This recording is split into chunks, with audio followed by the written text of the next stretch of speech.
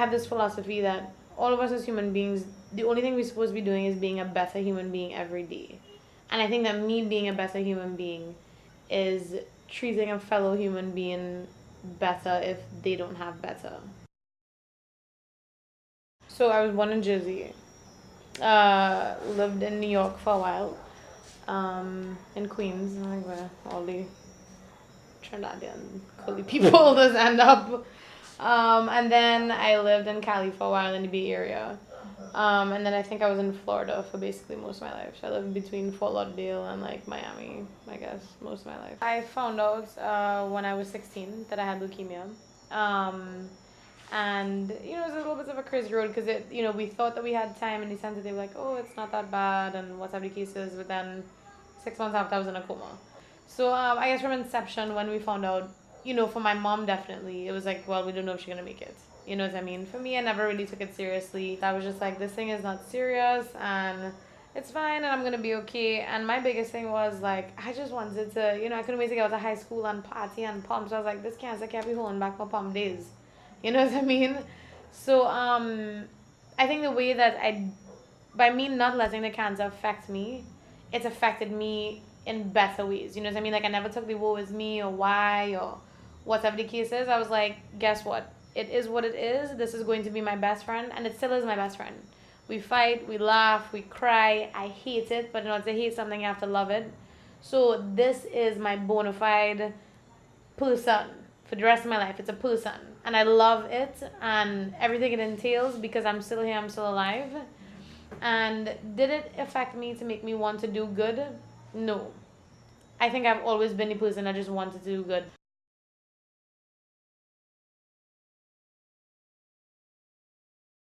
Originally, I was doing criminal law and I was going to law school, and then they told me, they're like, oh, you need to kind of look different for law school, so you should do a double major. So then I had like some anthropology and sociology classes, so double majored in that. I was going to go to law school, ended up going to Africa for my first time and stayed for an extra 6 months. Like I always wanted to write human interest pieces.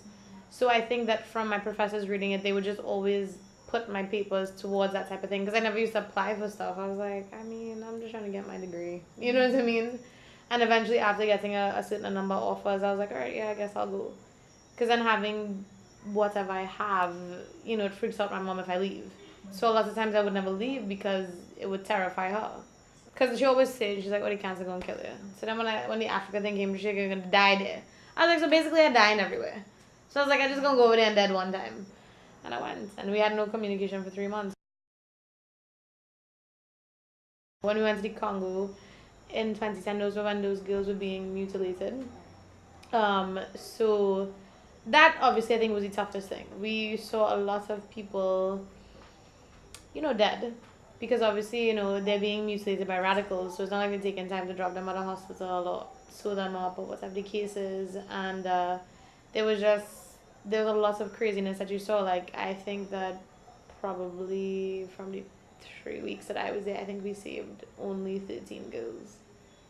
And on a weekly basis, I would say just lines of bodies because there was nowhere. You don't know where their families are. Nobody's really claiming them. You can't bury them. You know what I mean? Because I don't even know how you're doing it. Like, because of the, spread of disease and just all the different things. Like, so basically, you're piling up bodies and you're burning them. And so that was, I don't know if I ever coped. I never took time to ever think about it. So even up till now, I've just never thought about it.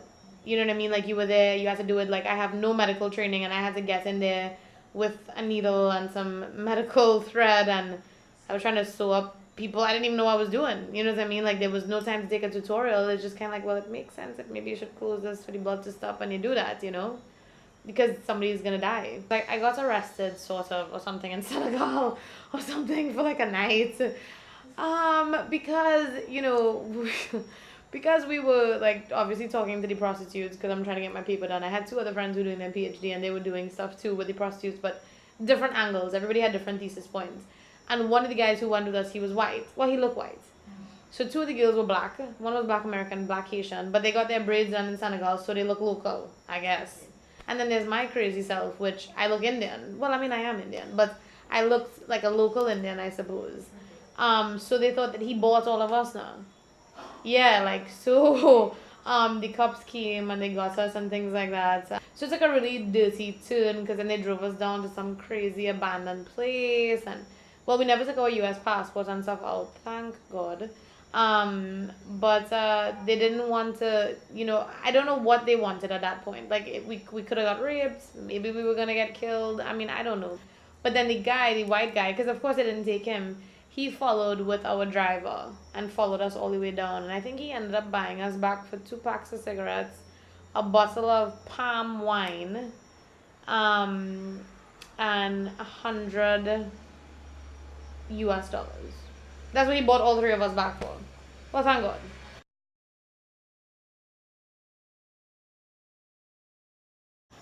I definitely feel like they they're all they all have different things. So there's no one that I feel like I got the most fulfillment. But I feel like it does drive me to just want to keep doing it. You know what I mean? Like I feel like there's so much more I can do. So I think there's no not one, but I think definitely thing that happened in the Congo. One of the most things that affected me to make me know for sure that I have to do this forever. Like for the rest of my life. I know I have to do this.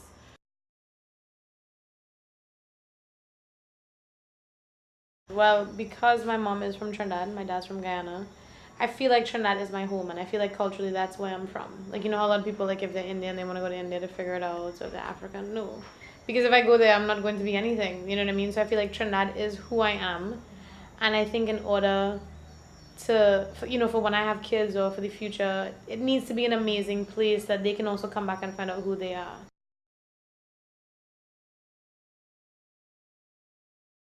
Definitely this all for life concept that I want to come out with. All for life, life for all.